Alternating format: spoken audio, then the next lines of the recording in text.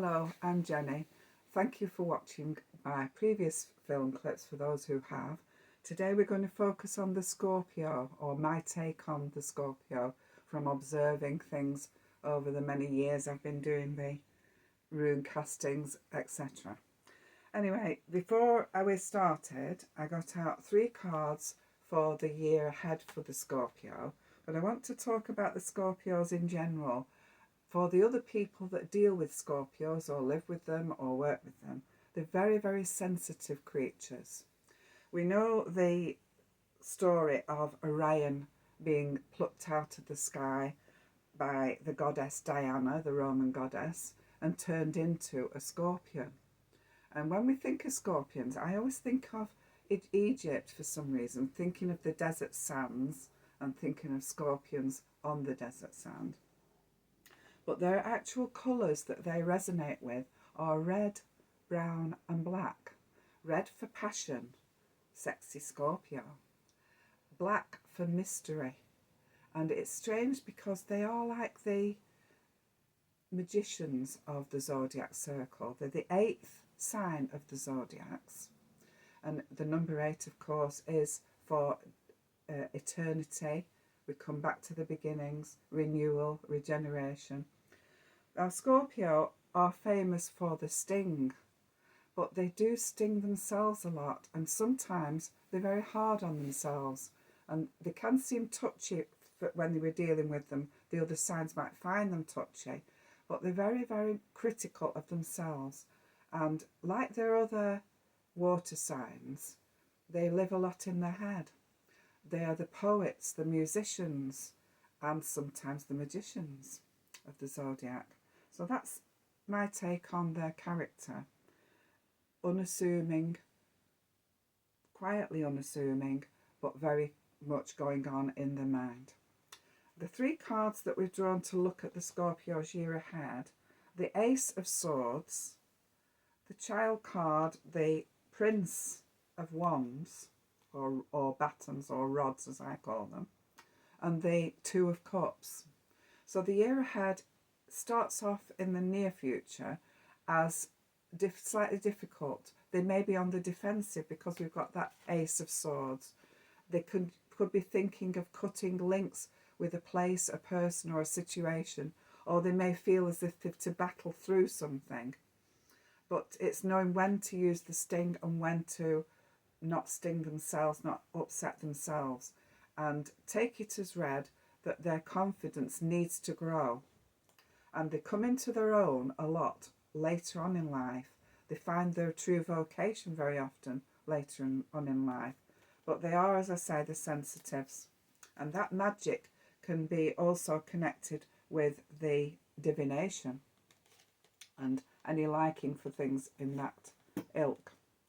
The Prince, the Child, it doesn't surprise me that I've got the Child card because they are very much family orientated and very protective to the family, the Scorpio. But in the year ahead, they might have dealings with some child or younger people, and they're going to have to change their schedule.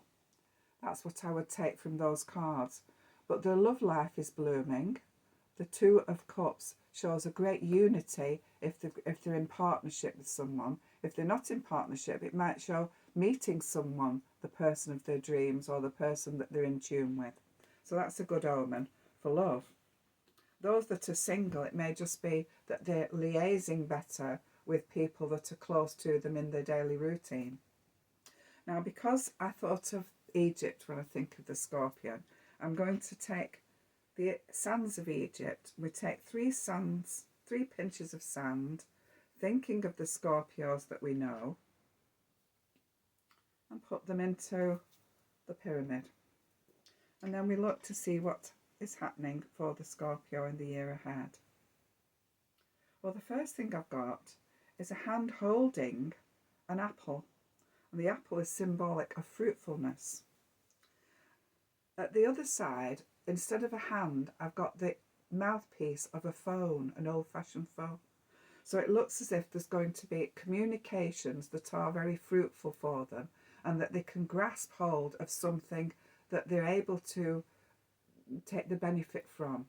The juice of the apple. The apple can be fruitful as in procreation, but it can also be fruitful financially. So that's a good omen too. I do feel that they've had a little bit of a battle to go through in one way or another. It'll be different depending on their lifestyle. I think there's going to be some connection with Taurus, and I think the Taurus is going to cause them to expand their ideas in some way.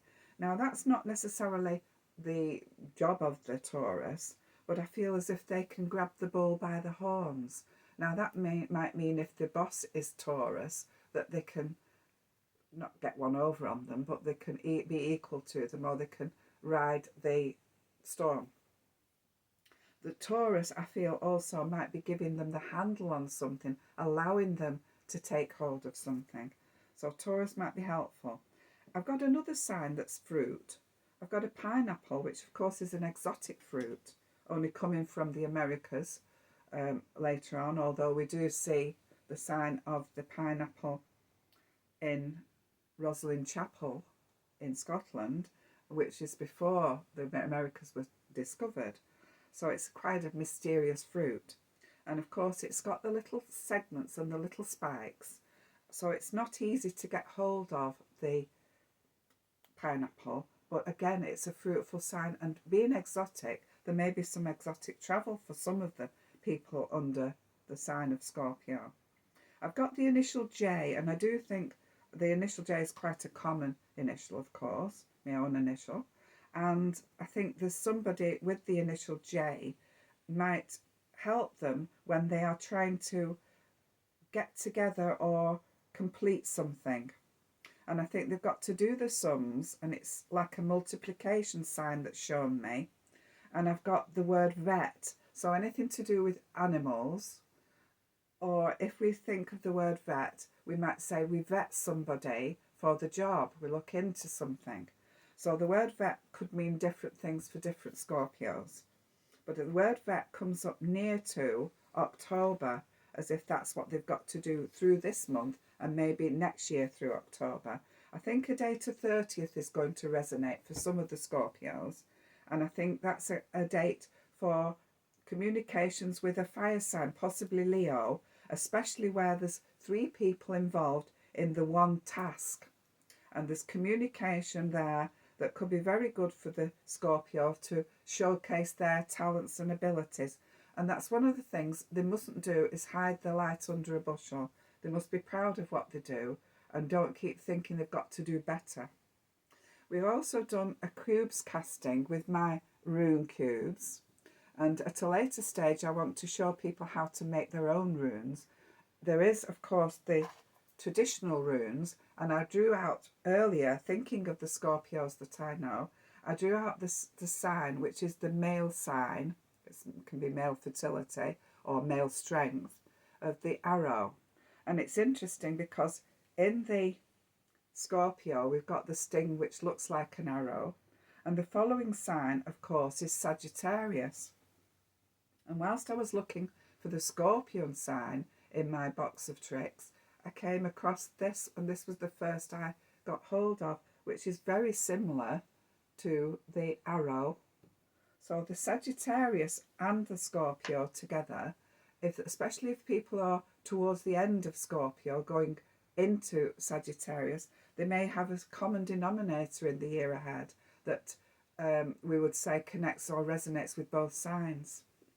And I think that the runes that I've drawn do show that there's going to be a great focus on work and projects, effort and finances. And there's something that the Scorpio is going to feel is a special event for them, where they can really shine or where they feel elated in some way. And it's after they've done the sums right, and it will be around July and August of next year. Something comes to the forefront that is buoyant and allows them to present themselves well in some way. I do think they're going to connect with the other water signs as well, and I think they have a lot in common with the Cancerian, the other water signs, but the Pisces might also come into play where they've got decisions on work matters, or if they don't work, it could be decisions about money and moves or house property deals, anything like that. There is decision there. There is a romantic sign, and yet it's in the money area. So if they're with a partner, the two of them will liaise on financial matters, perhaps to do with keys or home moves.